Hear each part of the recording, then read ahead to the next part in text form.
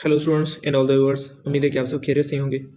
आज हम डिस्कस करने वाले हैं केमिस्ट्री क्लास एक्सआई के इंपॉर्टेंट एमसीक्यूज़ को।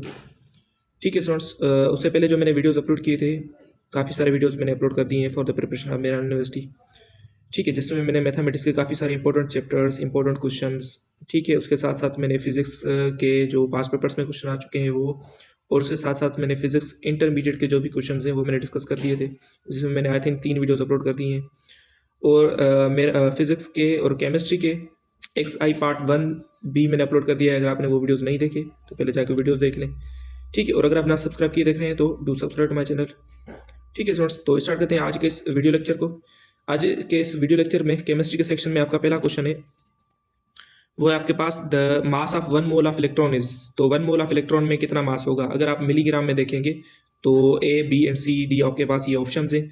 तो मैंने नीचे नोट लिख दिया है कि 1 मोल ऑफ इलेक्ट्रॉन अगर आप किलोग्राम में मास देखना चाहते हैं तो उसका मास है 5.48 इंटू 10⁻⁷ किलोग्राम्स। ठीक है, अगर वही मास आप अगर मिलीग्राम में देखेंगे तो इसका करेक्ट आंसर जो होगा वो होगा ऑप्शन नंबर C, 0.54 मिलीग्राम्स। ठीक है स्टूडेंट्स, तो 1 मोल ऑफ इलेक्ट्रॉन का मास है 0.54 मिलीग्राम्स। उसके बाद सेकंड क्वेश्चन है, the volume occupied by 2 gram of neon at STP यानी स्टैंडर्ड टेम्परेचर प्रेशर पर नियोन का 2 ग्राम का मास कितना होगा, यानी वॉल्यूम कितना होगा? तो आपके पास ये ऑप्शन है 2.24, 22.4, 1.12 या 112 सेंटीमीटर क्यूब। तो मैंने नीचे नोट लिख दिया है कि मास ऑफ नियोन इज 20 ग्राम। ठीक है, मास ऑफ नियोन गैस जो है इसका मास है 20 ग्राम्स, लेकिन 2 ग्राम जो मास इसका ये 10th पार्ट है। ठीक है, तो आप क्या करेंगे, क्योंकि 1 मोल ऑफ एनी गैस का जो मास यानी वॉल्यूम होता है वो होता है 22.4 dm3। ठीक है, आप 22.4 dm3 को किससे डिवाइड करेंगे? 10 से, तो आपको करेक्ट आंसर जो मिलेगा वो मिलेगा 2.24 dm3। ठीक है, क्योंकि 2 ग्राम 10th पार्ट है तो इसकी वजह से 22.4 को भी आप किससे डिवाइड करेंगे? 10 से। तो इसका करेक्ट आंसर जो होगा वो होगा ऑप्शन नंबर A, 2.24 dm3।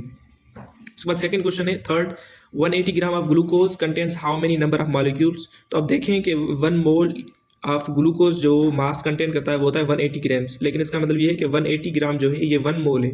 तो 1 मोल में हमेशा कितने नंबर ऑफ मॉलिक्यूल्स होते हैं? वो एवोगाड्रो नंबर के ही बराबर होते हैं, यानी 6.02 इंटू 10⁻23। ठीक है, तो आपका बी ऑप्शन करेक्ट आंसर है। नीचे मैंने नोट भी लिख दिया है, 1 मोल ऑफ एनी कंपाउंड और atom is equal to 1 Na। Na means Avogadro number is equal to 6.02 into 10⁻23 molecules. ठीक है, तो आपके पास जो यहाँ पे करेक्ट आंसर है वो होगा ऑप्शन नंबर बी। उसके बाद फोर्थ क्वेश्चन है, molecular mass of water 18 gram means. तो इसका मतलब क्या है? क्योंकि 18 ग्राम 1 मोल भी होता है, 18 ग्राम ग्राम मोल भी होता है, और 18 ग्राम को हम ग्राम मॉलिक्यूल भी कहते हैं, तो इसकी वजह से ऑल ऑफ दीज यहाँ पे करेक्ट आंसर है।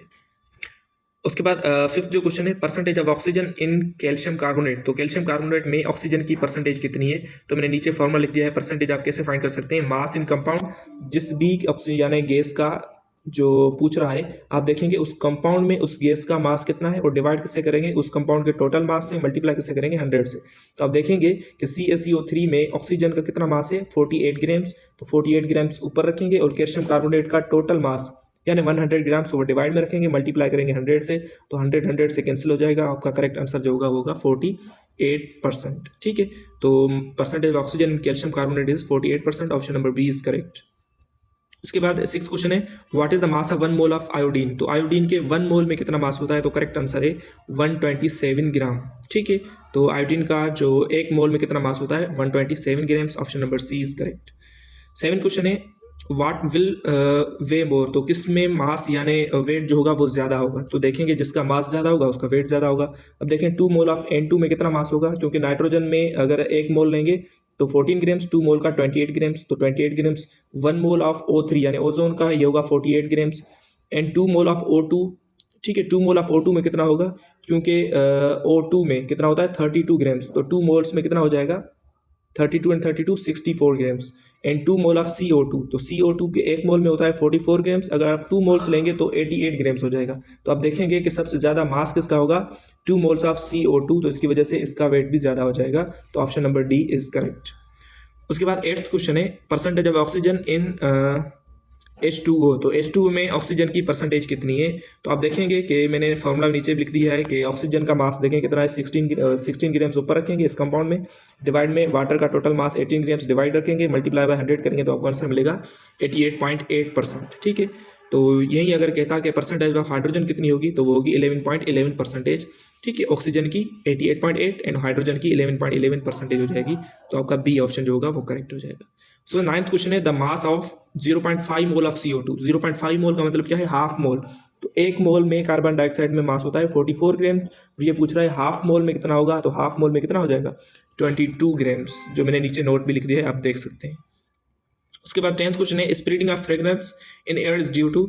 ये किसकी वजह से होती है, यानी जो परफ्यूम वगैरह मिक्स हो जाती है एयर्स के मॉलिक्यूल्स में, तो ड्यू टू डिफ्यूजन, तो आपका ए ऑप्शन जो है वो करेक्ट हो जाएगा। डिफ्यूजन की वजह से जो परफ्यूम वगैरह है वो एयर में मिक्स हो जाती है। ठीक है, उसके बाद 11th क्वेश्चन है the partial fraction of oxygen in air. तो हवा में एयर में ऑक्सीजन की पार्शियल फ्रैक्शन कितनी है?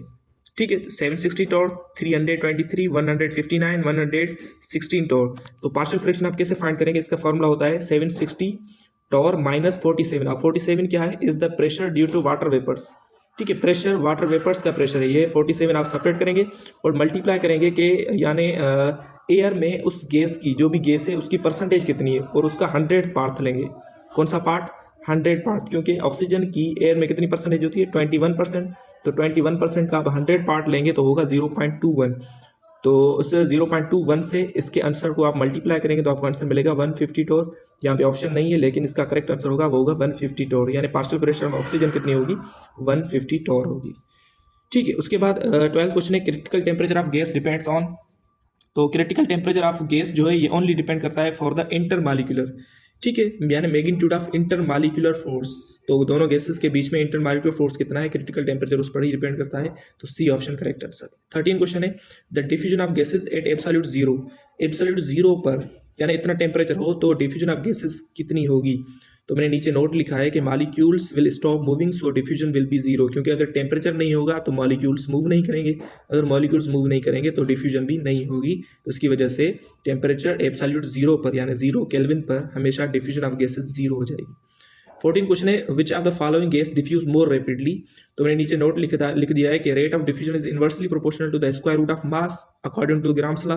तो ग्राम्स लॉ के अकॉर्डिंग यानी जिस भी गैस का मास ज़्यादा होगा उसका रेट ऑफ डिफ्यूजन कम हो जाएगा। तो आप देखेंगे जिस भी गैस का मास कम होगा वो रैपिडली डिफ्यूज हो जाएगी। तो आप देखेंगे कि क्लोरीन एक का है 35.5, तो 2 क्लोरीन है यानी डायटामिक है तो 70 ग्राम्स हो जाएगा। कार्बन डाइऑक्साइड 44 ग्राम्स, मिथेन है 16 ग्राम्स एंड नाइट्रोजन डायटामिक है तो 28 ग्राम्स हो जाएगा। तो सबसे कम मास किसका है? मिथेन का। तो इसकी वजह से CH4 जो गैस है मिथेन गैस ये मोर रैपिडली डिफ्यूज हो जाएगी। ठीक है, क्योंकि इसका मास कम है according to the Graham's law. उसके बाद 15 क्वेश्चन है according to Graham's law rate of diffusion between H2 and O2 is. ठीक है, तो ग्राम्स लॉ का मैंने नीचे फॉर्मूला लिख दिया है कि rate of A gas divide by rate of B gas is equal to square root of mass B and नीचे भी स्क्वायर रूट आ जाएगा, सॉरी ये भी हो जाएगा square root of mass A gas. So hydrogen and oxygen जब आप इसकी वैल्यूज पुट करेंगे, अगर आप रेट ऑफ ए में हाइड्रोजन लेते हैं तो रेट ऑफ बी में आप ऑक्सीजन लेंगे, मास ऑफ बी में आप ऑक्सीजन का मास लेंगे एंड मास ऑफ ए में आप हाइड्रोजन का मास लेंगे। आप इसे सॉल्व करेंगे तो आंसर मिलेगा 4:1।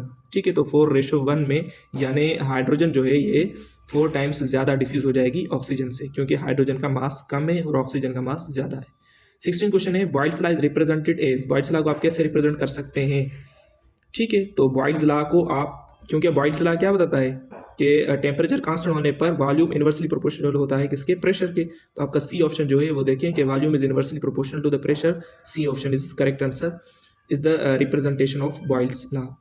ठीक है, उसके बाद 17 क्वेश्चन है last question the density of gas can be expressed as. तो डेंसिटी ऑफ गैस को कैसे रिप्रेजेंट यानी एक्सप्रेस कर सकते हैं? किलोग्राम पर मीटर क्यूब, ग्राम पर सेंटीमीटर क्यूब या ग्राम पर DM क्यूब। और 1 DM क्यूब 1 लीटर के बराबर होता है, तो इसकी वजह से ग्राम पर लीटर भी यूनिट आ जाता है। तो डेंसिटी को आप इन तीनों यूनिट्स में रिप्रेजेंट कर सकते हैं, एक्सप्रेस कर सकते हैं। तो ऑल ऑफ दीज यहाँ पे करेक्ट आंसर हो जाएगा। ठीक है स्टूडेंट्स, तो ये थे कुछ इंपॉर्टेंट क्वेश्चन केमिस्ट्री के। तो अगर वीडियो अच्छी लगे तो वीडियो को लाजमी लाइक कर दीजिएगा, वीडियो को शेयर कर दीजिएगा, चैनल को सब्सक्राइब करना मत भूलिएगा। मिलते हैं नेक्स्ट वीडियो में। Thank you.